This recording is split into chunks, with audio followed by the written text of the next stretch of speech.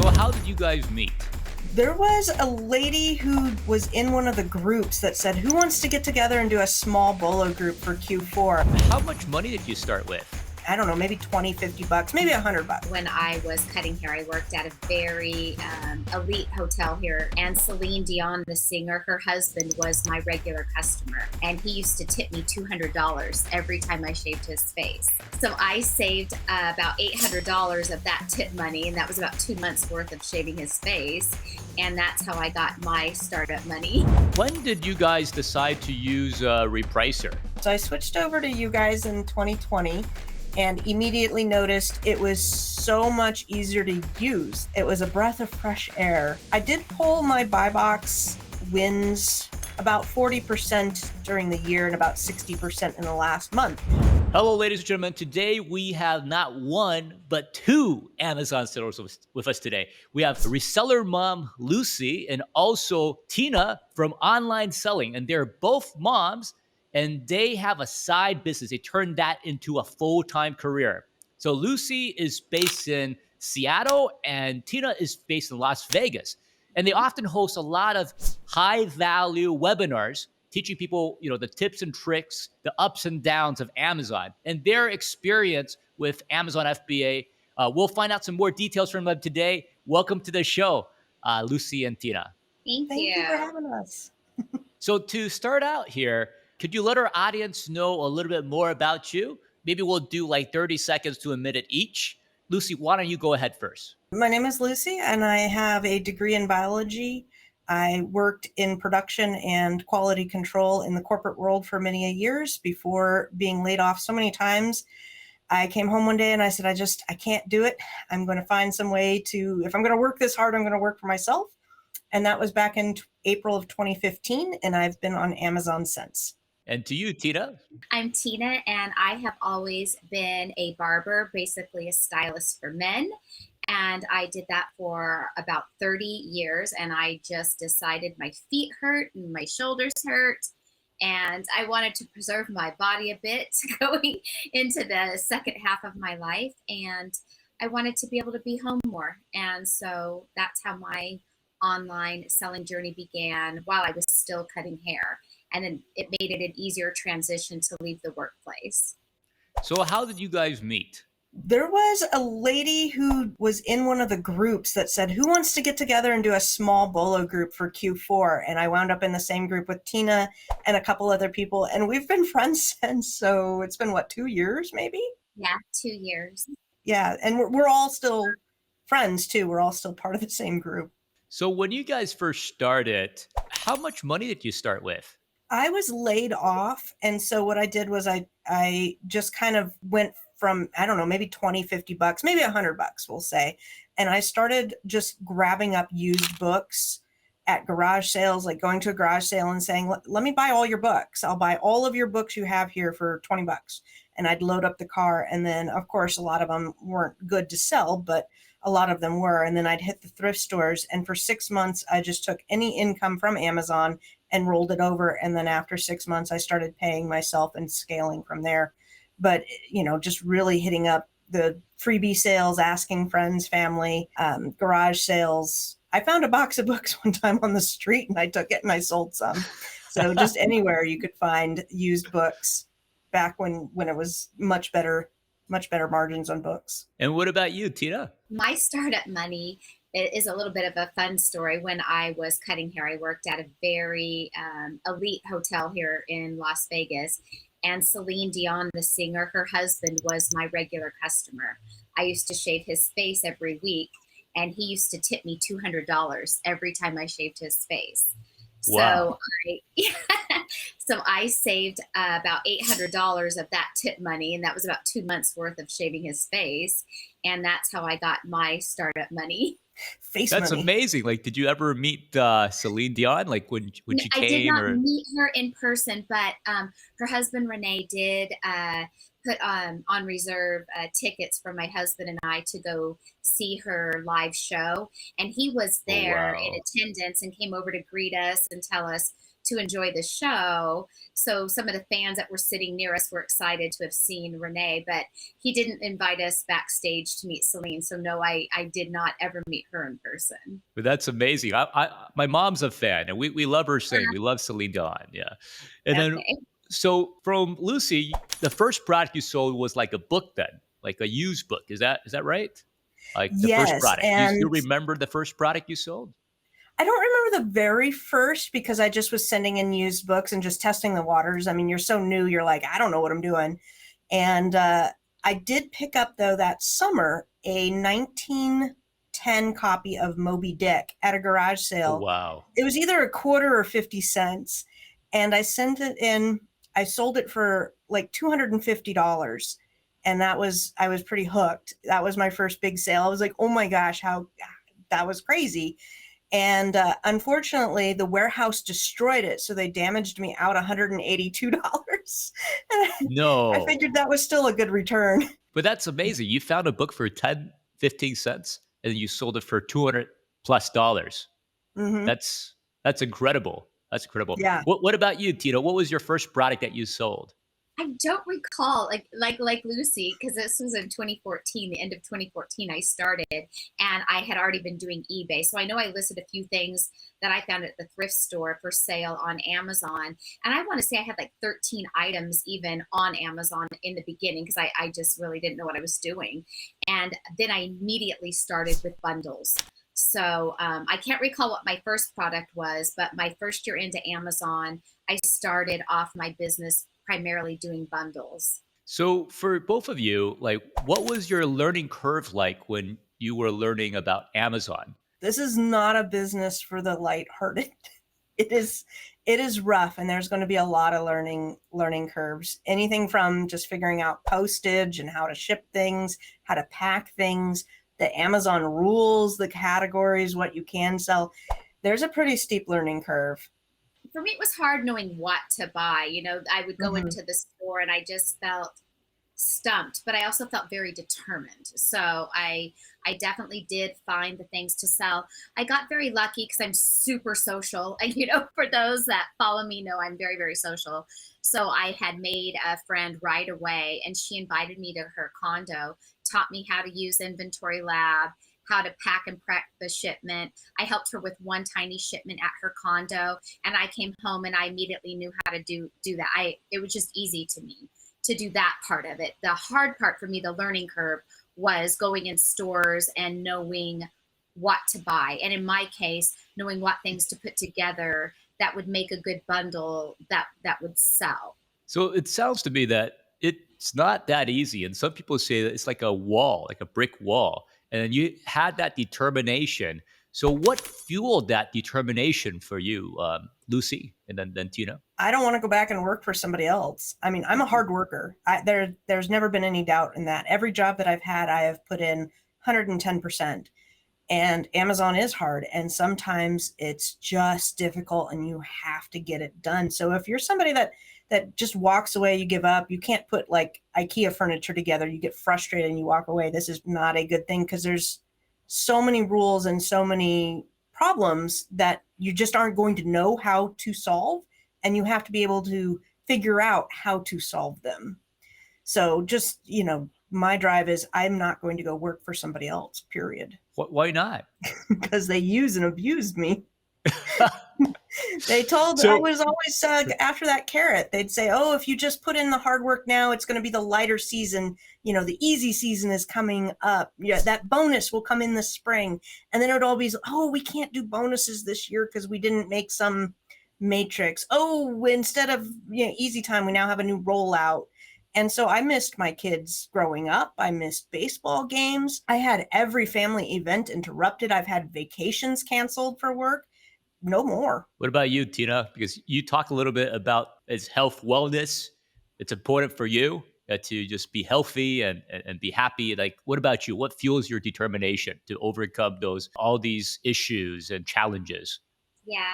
Well, I loved what I did for a living. So, I did love my job. I love people. I love cutting hair. I loved where I worked. It wasn't a matter of not loving what I did, but my body was tired. And like Lucy, my children are already raised.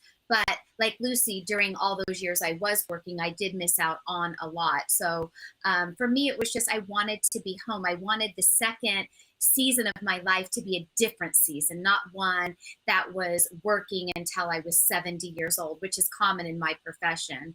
And I just wanted a life that I could spend more time with my mom, who is aging and lives up the street. And, I wanted more time with my husband, and he is home full time with me doing this business.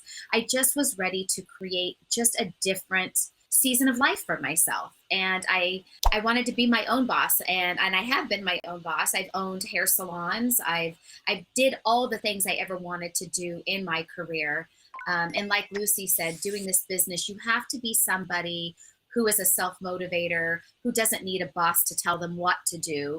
You've got to be the type of person that gets up and shows up for yourself. I want to ask you guys and ask your advice as well. My sister, she just left a job, and I'm not going to say that she, disliked it because her employers might be watching this. But so she just left her job. Yeah, she just quit. Yeah, and she no longer wants to work there anymore. She wants to spend more time with her kids. So I'm trying to get her to start selling on Amazon or start selling on an e-commerce platform.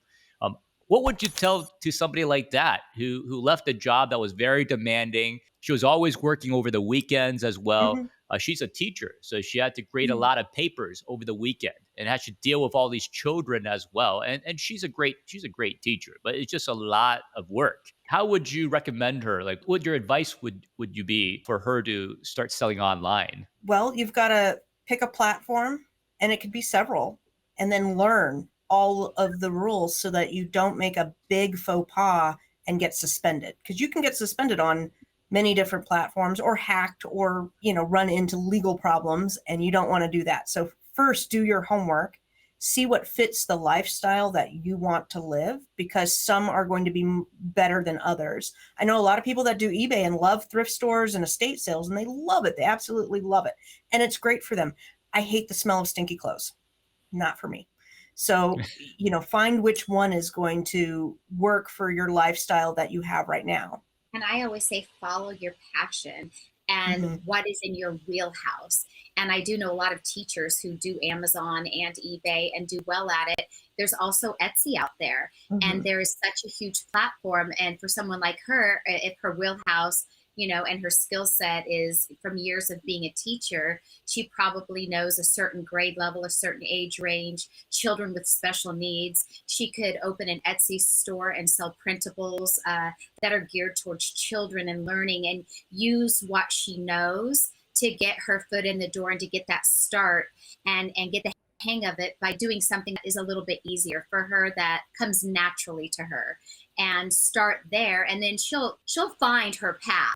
But I always say, start with what you know.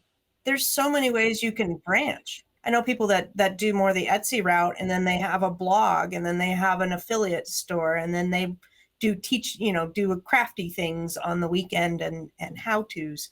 So whatever your passion is and what it leads down to, there's money to be made. So the tip is to, go toward something that is more natural for you, something that you know that niche, that product, that industry well.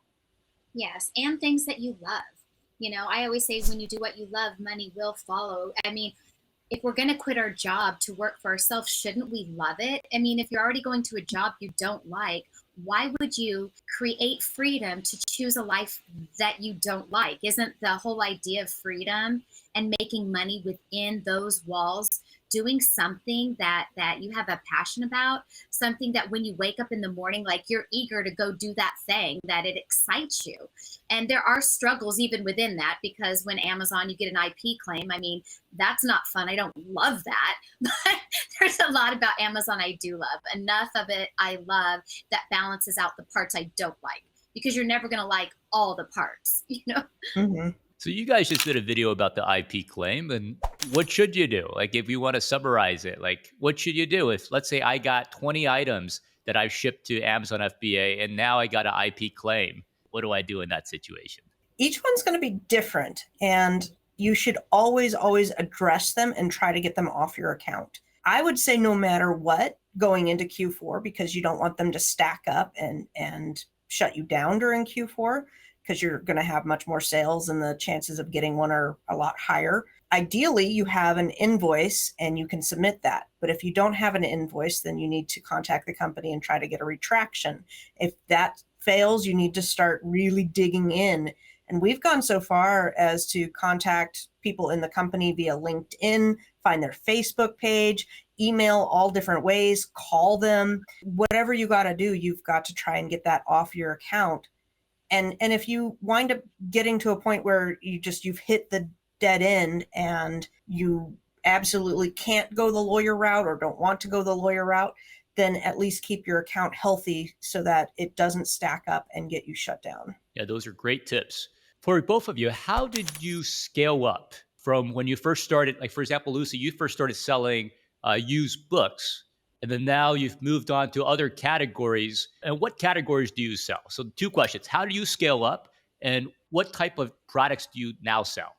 I now sell anything and everything that will make money, and I'm pretty ungated for it all. So I am not opposed to any category, subcategory that's out there. There's some that I just don't do because I don't know enough about it, such as auto parts. I don't know enough about auto parts to really get into that. So I started with books, and then I slowly started incorporating the other categories, and I'd learn each one and I'd learn it well. I spent a whole month figuring out glass. Anything that I wanted to ship glass, what was the best way to ship glass? Watched every video I could, watched all the Amazon University things they have, read all the regulations. So I moved from books to household, school supplies. Then I incorporated health, beauty, and grocery items. And from there, I don't think there was too much more branching out, but toys, etc., and just scaled up that way in both my knowledge and what I would source, and went broad with everything. What about you, Tina? How I scaled up was, in the beginning, you don't know what you're doing. And then once you figure out something, so mine was holiday items. So I made a living selling seasonal items my first several years. It was just really the last 2 years I branched outside of seasonal and started getting in the everyday evergreen items in addition to selling seasonal. So I used to joke that I was a holiday chaser. So, like right now I would be outsourcing Halloween, and then, Christmas, and then I was jumping on Valentine's Day and Easter. And so I just called myself a holiday chaser. And so now in between, I sell items like clothing. Those are a bigger ticket item. So I like throwing clothing in the mix. And through the shutdown at food, I started sourcing a lot of food and expanded into grocery items. And really that's how I scaled. Also switching from doing items from just the store to a lot of wholesale accounts by attending trade shows. So I've added a lot of wholesale accounts into my buying, to where I really buy more wholesale than I do in store now. So you moved from, retail arbitrage, or you moved toward also doing or online arbitrage, and also doing wholesale account now as well. Yes. How do you find these wholesalers? Because a lot of our customers, when they try to contact them, they generally, they ask you, what's your company size? They try to size you up. And then based on that, they would let you know whether they want to work with you or not. Yeah. So how do you deal with wholesalers? I found my first wholesalers going to the ASD trade show. For me, it's convenient because it's right here in my city. So, I could just drive right down the street and go to the trade show. But in all honesty, I went to 3 ASD shows before I really got the hang of it. I felt intimidated. I felt intimidated to talk to these people. What if they asked me complicated questions and I didn't sound smart enough, or I wasn't big enough, or when I told them I worked out of a bedroom in my house, would they sell to me? That was very scary to me. And I would get their catalogs and I'd go home and there was nothing profitable in there, and I just didn't get it. It took me time to figure out how to talk to them, how to find profitable things. And now it is so incredibly easy for me.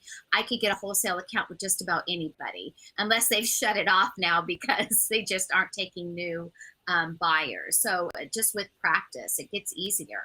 What about you, Lucy? How do you do your sourcing? Like I said, I started at garage sales and thrift stores. I moved on to retail arbitrage. And then, with COVID and everything, I've switched more to online arbitrage, but I've been slowly incorporating wholesale, and I would say it's now most of my sourcing as well. I still do go out once in a while and do some retail arbitrage, and I do a lot of online arbitrage as well, but it's much easier to deal with wholesale companies than it is to try and order from some of the stores. And I would say if you're looking to do that, you've got to kind of get off your butt and go make contacts. I went to the Seattle gift show. I think that was my first convention here to go start talking to wholesalers. You can definitely find a bunch online. There's sheets that you can buy from other people that will sell lists of wholesalers. And I'd caution with that though, because I have purchased a sheet and I would say that 80% were garbage. So if you're finding that a huge amount of them are, I had one that listed like a beer place or something as one of their wholesalers. And I'm going to people who are doing online arbitrage or retail arbitrage aren't going to start selling beer on Amazon. That's not helpful. But, just start reaching out.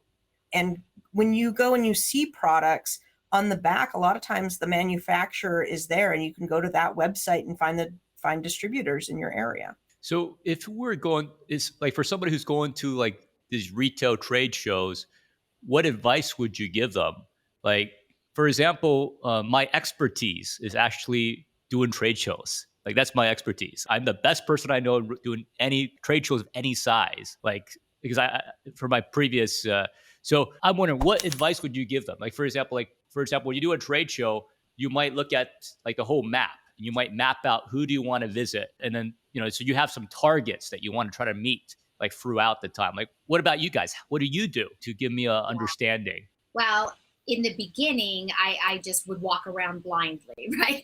But as the years have gone on, I have my favorite vendors that I like to see. And luckily for me, they happen to all be on the same floor. So I'm not having to go to the South floor, the West, luckily mine are in the same area. So I make a list on day one. I want to hit those vendors first. And I don't care if they're on the same row, if one's on one end of the hall and the other's on the other, because they can sell out. So if they have my favorite products on day one, I'm hitting my favorite vendors first because I want to make sure that I'm able to buy things before they're sold out. So that's definitely the way I tackle mine. But it really depends what you're going for. If you are primarily a clothing seller, then yeah, you're going to find out where are all the clothing vendors located. You're going to go on the trade show website and maybe do your homework first and see, what do they sell, what brands, what kind of clothes. So you're not wasting time and you can narrow it down to who you want to go and see. Or if it's party goods, there's so many ways I feel you can really tackle a trade show. But for me, since I already have my vendors, I tackle my favorites first. And then once I get them out of the way, I go down on my list and then I just peruse and see if I find somebody new or something new that catches my eye. I would say if you are first time going and you have no idea what to do or what to expect, wear good shoes, bring something that you can put flyers and catalogs. I use a rolly bag because I used a shoulder bag the first time and it just killed my shoulder. And also bring some sort of card that has your contact information. It could be a business card. It doesn't have to be fancy, but something because they're going to want to know, how do I email you my catalog? Emailing the catalog is kind of the way the future is gone. And so you want to be able to say, put me on the mailing list. Here's a card, email me here, call me here, whatever you want to put on there. So you can start getting on their lists of what they have available and what their catalog is. So then you can see what their products are when the trade show is done, and just start practicing talking to people. Maybe listen to some other people, how the speech goes and what kind of questions are common. A lot of times they'll ask you, or you can ask them what their MOQ is, their minimum order quantity, what their minimum orders are. Do they have any discounts for trade show ordering? Do they have any closeouts right now that are on discount that you could buy out? Things like that are common questions, but you may not know that going in. So just soak it up and do some practice, and you'll get there with with a little bit of time. So what do you recommend, like for pricing different types of products? Let's say toys, for example, or other products. Like what ROIs do you suggest people to set for their mins and max? In a nutshell, I'm usually looking for a toy that's going for about a third of the price of what it's going on Amazon. Now, they did just up the fees, so that might change slightly going into this Q4. But say the toy is selling for $15.99 on Amazon, I'm looking for a $5 or lower price at wherever I'm purchasing it. And hopefully I can wrap in some other discounts like Rakuten, or maybe get fuel points or cashback rewards or something else to help that price out as well. And then for ROI, my ROIs are minimum 30% on anything across the board. And then depending on where I'm sourcing, it could be higher. And then I usually do like to make at least $3 a product to make it worth my time for just everything else involved with it. When do you liquidate a product? We were talking a little bit about used books, but for you guys, like when do you decide that, I might need to lower my min price? I might need to sell off this product and move on to other products. I have been really liking the conditional repricer you guys have implemented. I've been playing around with that for the last couple of weeks, but my go-to has been to have my minimum be 30%, and then after a couple of weeks go to 20, then to 10, then the 0, and then liquidate out. Sometimes I'll recall the item and repurpose it a different way, or bundle it up, or make a 2-pack, or whatever I can do. Sometimes if it's seasonal, just recall and wait till the next season. I have some Easter stuff right now that I just recalled because we're going into Q4. Easter's not going to sell, in November. So just hold on to it and send it in January. What about you, Tina? Yeah, if I have an item there and it's getting close to the 6-month mark, and I've already got it lowered down to say my lowest at 30% ROI, I will start lowering it even below that. If it's items that are not seasonal, that just are not moving well, I will try to get something out of it. So I will start lowering it more aggressively after the 6-month mark, or like Lucy says, I will pull it out, especially if it's something that I feel I can repurpose it by creating a bundle out of it, or do something else with it. And if it's seasonal, I usually wait until a month after a holiday, because a lot of times people are still buying a seasonal item even a month after a holiday. I think when they're packing up their Christmas tree and they realize, oh, next year I'd really like this to go with it, because I do sell a lot of seasonal things right after the holiday for a couple of weeks. That's really interesting about seasonal item. That's the first time I've heard of that. Like, you sell the product 1 month after the season has passed. That is just very interesting for us to hear that. Yeah. What about you, Lucy? Is that something that you have heard that is common, like for selling items? I've had, and so there's some things that people just like, and then are going to like it a little bit after the season too. You think about family, and maybe you had to go visit your I don't want to say it like that. You had to go visit your family, but maybe you were visiting your family during the actual time frame of whenever that holiday landed on. And then you need, like, let's say Easter gifts, you need the gifts the next week or the week after. Think of all the people who have divorces or split custody or go on vacation and they, spent a week in Disneyland, or they had to spend a week at their father's, or whatever the case may be. You may still need those gifts after the actual date. And then there's other things, like I know that the Reese's Pieces, the ones that are shaped like a pumpkin or Christmas tree, people love those because the ratio of peanut butter filling to chocolate is a little bit different, and it's a seasonal product and you can't get those outside. And there are some people that like to do Halloween all year round. So, you just there's different products and different needs that it could be applicable to. So don't get set on this is just for this. We recently found out that Easter eggs are used a lot of times during Christmas to put like cash and coins and stuff in, and I had never heard of that. So I was going to recall all the Easter eggs that didn't sell, and now I'm going, well, now they're Christmas eggs.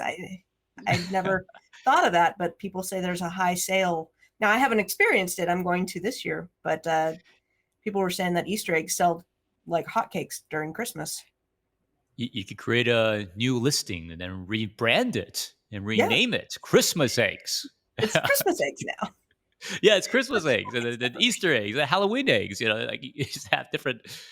So what do you do with the items that you recall? if it doesn't sell, like these seasonal items after 6 months, or like, what do you do with the items you recall? Like, you try to put it on other platforms? Like, how does it work?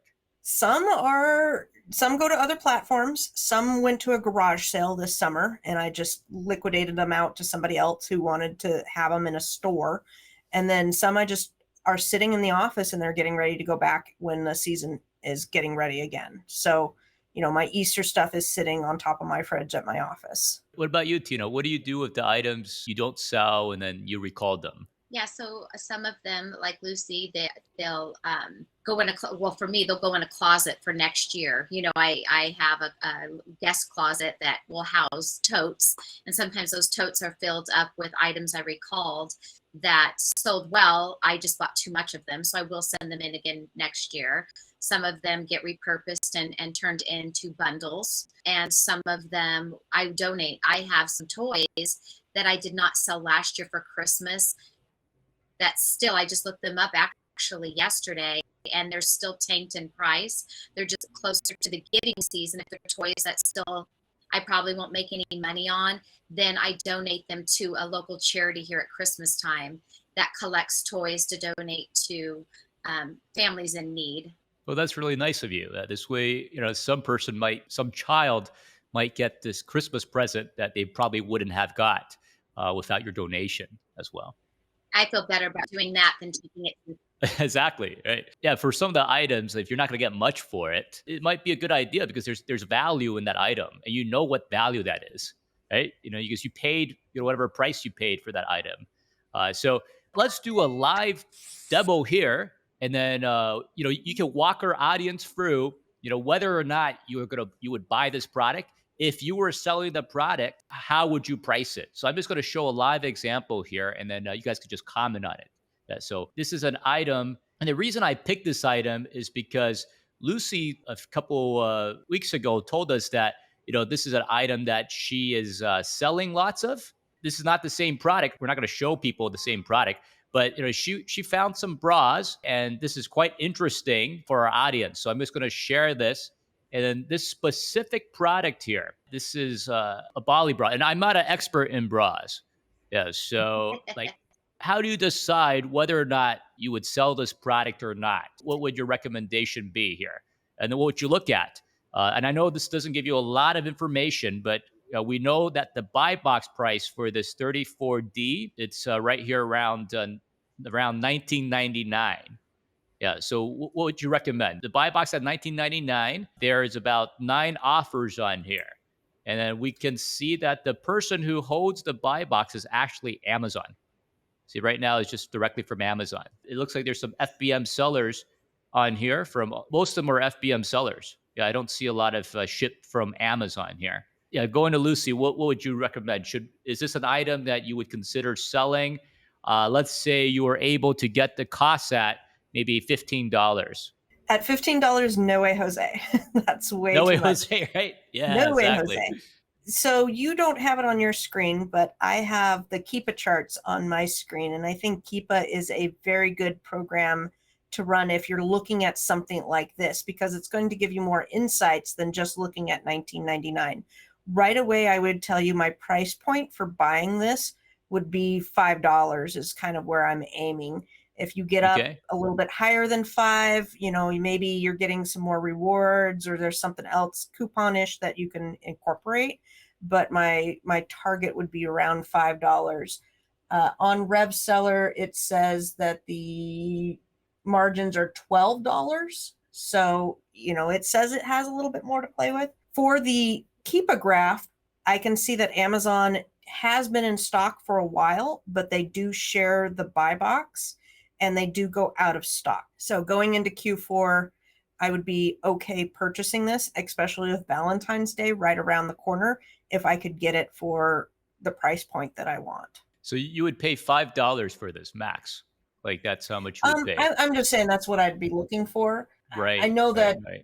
the Rev seller says I have 12, but I'd probably want to get. You want that buffer. You want to have that. Yeah. Okay. Yeah, you definitely need a buffer. You want to have a little bit of extra there. But if you were at, say, Kohl's or Burlington, you'd want to get this for $5.99, $3.99, $4.99, something like that. Okay, that makes perfect sense. So if you were to source this product, how would you source it? Like if you're doing like reverse sourcing, how would you do that? Would you use another software? Would you just go on Google, search for it? Like I normally, when I'm doing bras, I will go out and there's a big sale on Black Friday at Kohl's on bras that I will hit. And then the Hanes outlet has bra sales as well. And then Burlington, Ross, TJ Maxx, those stores will have bras. If I'm sourcing online, this is a new thing that I just recently learned. If you'd go to the main lady image, and then hover over her image and right click and open up the Google, it's like the Google Eyes. I can't remember what it's called. Can you do that with your system, or is it going to do it? Search with Google Lens. Search images with Google Lens. Okay, search. Yes. I got it. Yeah, search with Google Lens. Oh, this is awesome. Yeah, if you click that, it's going to search that image against all the other stores. Oh, and that's it usually pretty cool. brings up a little side. And I don't have to pay for this. So I could drag. It says I could drag this. So I'm going to drag this here. I probably should just cover this. And then it shows me on the Google Lens here, right in the right-hand side. And then it has all of these findings. And if I was in the States, I would see all of these costs, like different stores that sell them just right here. Oh, wow, Target. And yeah, I could see how much, these are selling for, similar type bras. Well, that's fantastic. Hey, thanks for sharing that. That's a cool little tip. Mm-hmm.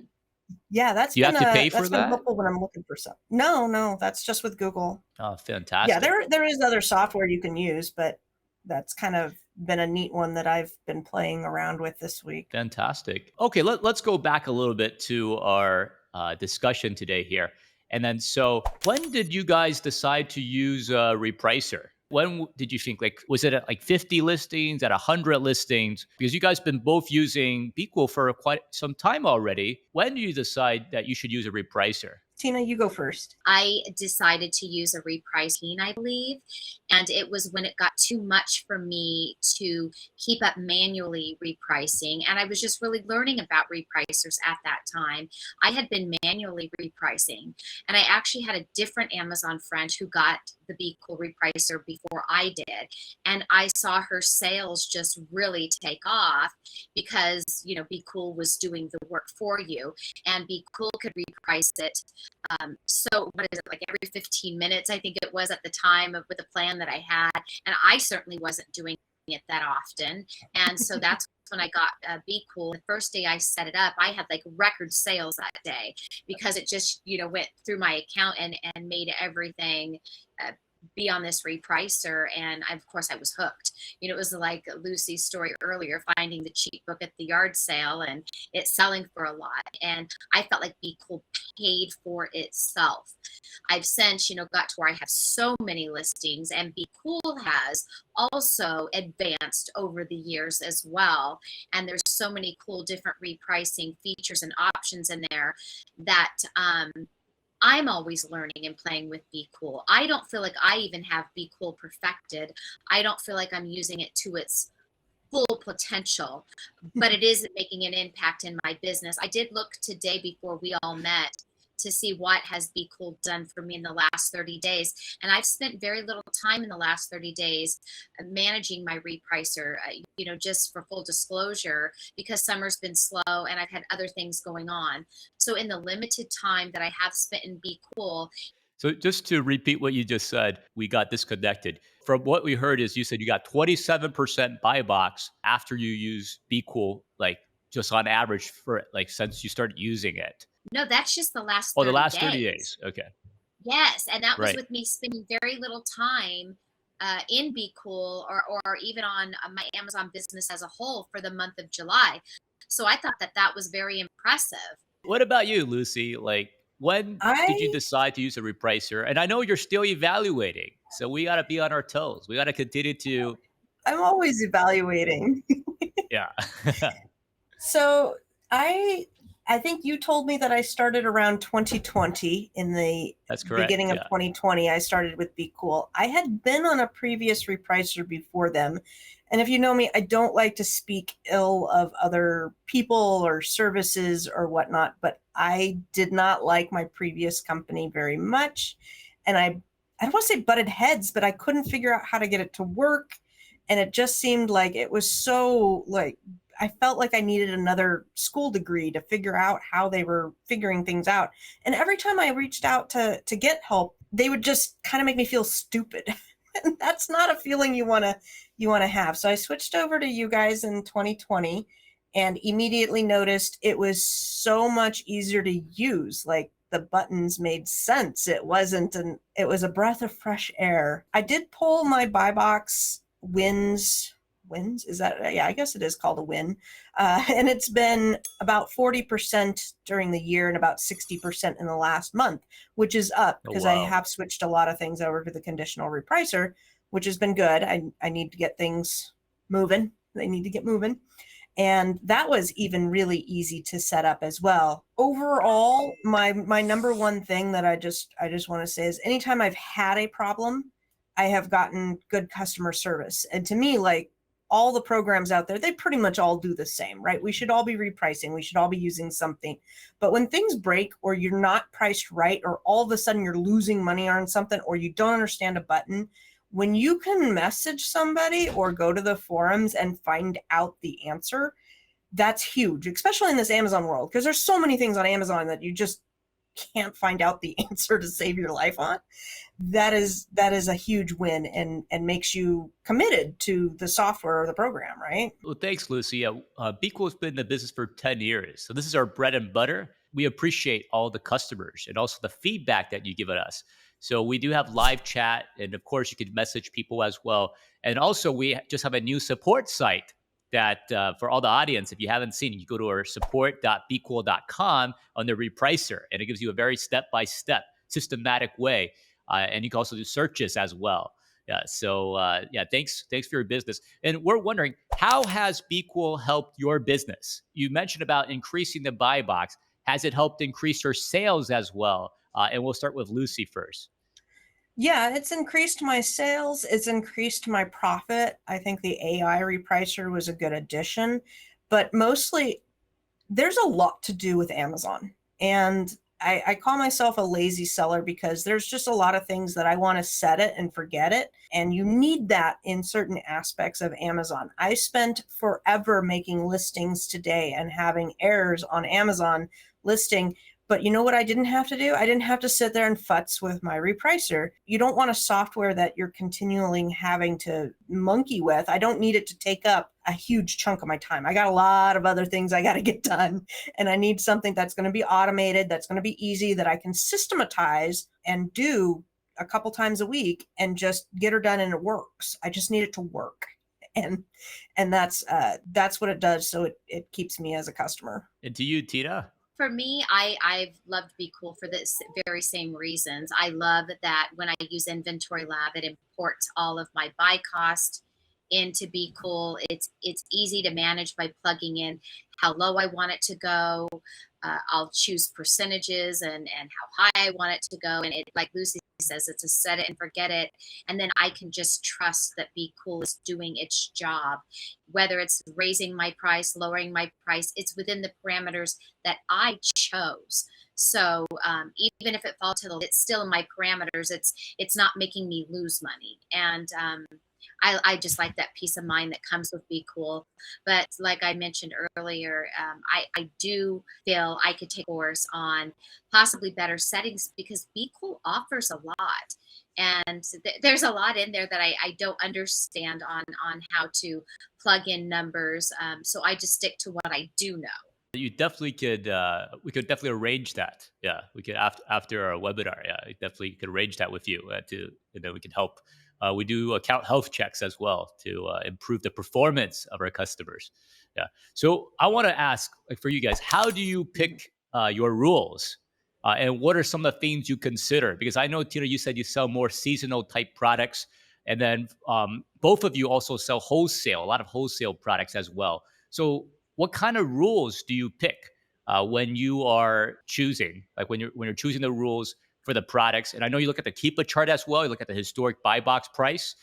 You see the historic low price of the item as well. So to Lucy, like, how do you pick the rule when you start selling a product? If you've already put that ROI in that you said about 30%, or with at least $3 for the item. Well, my items kind of go into different categories. So I have some that are one and dones. My bras that I get are usually one and dones. I'm going to source it. I'm going to send it in. I'm going to put it on a progressive repricing, what you call it, conditional repricing, where it's going to start off on the higher side and then progressively get lower till it's then clearancing out and getting liquidated. And that's because it's a bra. I'm not in the, I get them all at one sale. I get a whole bunch of them. I send them in and then get them sold out over time.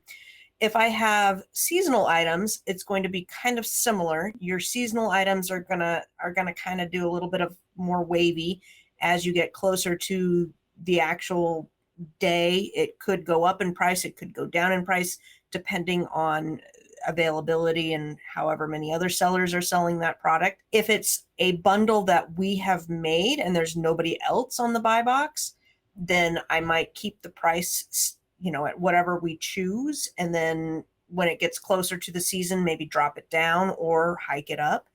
And then replens that are year round, just things that you sell all the time. And you can say, okay, I normally sell about 20, 30 of this item every single month, and it's not tied to a season or tied to a holiday. I can just put it on that AI equalizer and it will sit there and it will steadily get me my sales every month. And it's consistent and it's my bread and butter and how I pay my bills.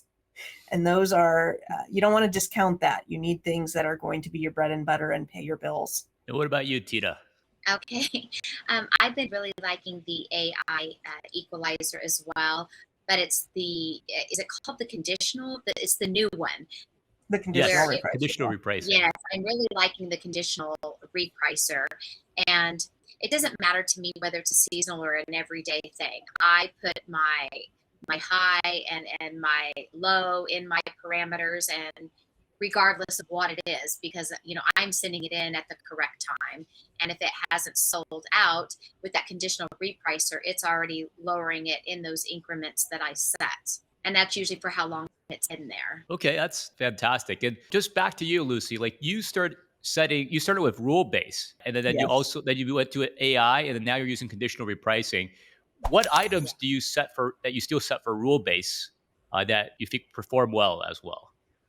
Well, this is a question maybe for you. We were discussing it the other day. So I have one conditional, or I have one rule based that it pretty much doesn't. It's set to not reprice. That's its whole job. Is it just wants to hold the price, and it's for bundles and items that just me and Tina are on, so that I'm not competing against Tina. That we hold out on whatever price. But we were thinking that it might be better that we have more of a parameter and set it on an AI equalizer. Let's say we really want to get $13 for an item, but maybe it would be better if we did $12.99 to $14 and let it do AI equalizer and see what the customers are purchasing it more at, because maybe we would make more sales at $12.99 versus $13.99, or maybe the opposite is true. So that was a question we were going to ask you. Okay, well, we can answer that after, because this is confidential for that listing that you have. We could run some tests as well to see it's kind of like a private label item, kind of, because it's your own bundle, right? And then how do you get the best performance? And we're asking you if you could give yourself and our audience 3 tips from when you first started. What would they be? And we'll go to Tina first for this one.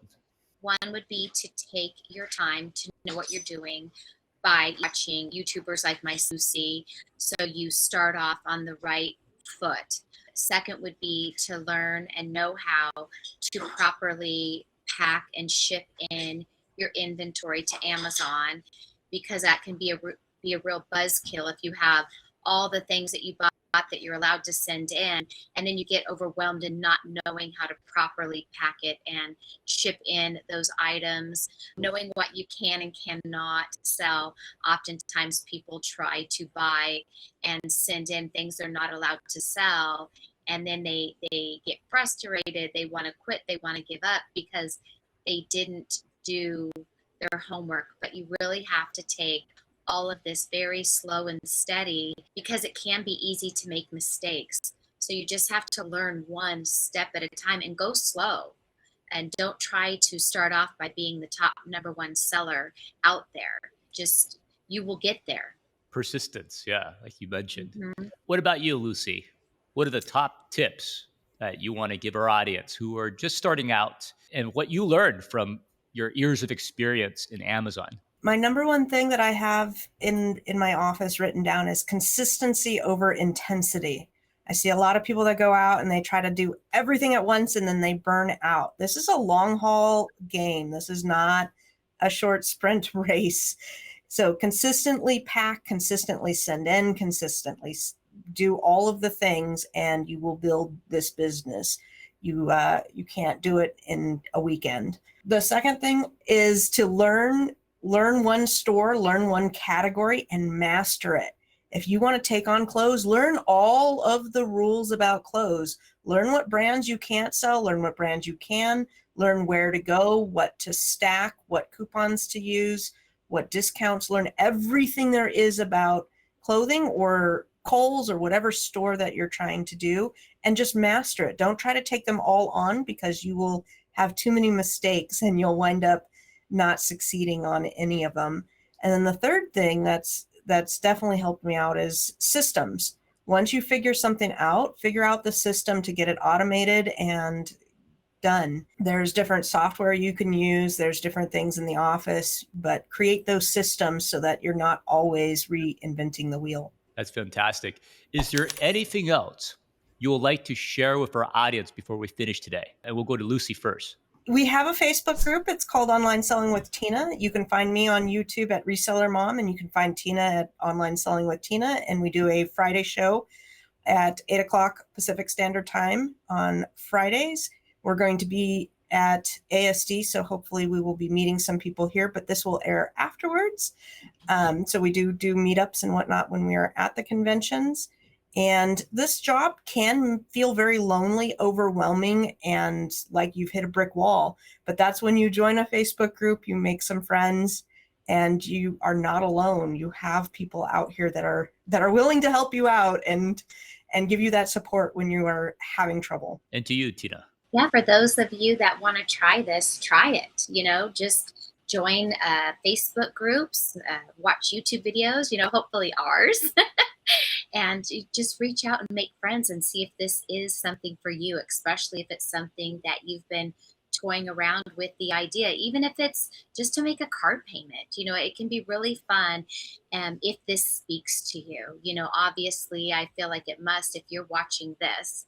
So I would say that you are someone that is seeking to find some financial freedom, or just a side hustle for something fun. There's a lot of nice people in this community who are willing to help you. Oh, for So sure. for all our audience, yeah, for sure. For all our audience, go on the link below in the description to find out where to join the Facebook group. And question for you guys: who can join? Like, can I join? Can anyone join? Like, what's the No, you criteria? can't. I can't join. Oh, I can't. Okay. Yes, of course, Samuel. You are always invited. I think we just pretty much, there's going to be a couple questions that we use to kind of weed out anybody who's spam, people that just want to join groups to spam things. So other than answering a couple of questions that are really easy questions, they're not anything hard, we don't have any other parameters that you would need to join. Just a good attitude. We haven't had anybody yet, but I can say that if you were being a jerk, we would kick you out, but we haven't had any. Yeah, I think we attract nice people. Sometimes like attracts like. What you put out there is what you attract back. So far, we've had a very lovely group of very nice, helpful, kind people. And that's a kind of community that we wanted to create. no hyped up egos, or just nice, helpful people. Well, thanks for your time today, reseller mom Lucy and online selling with Tina. And we hope to see you in our future webinars. And we wish you the best for your business. Thank you very much for your time today. Thank you. Thank you.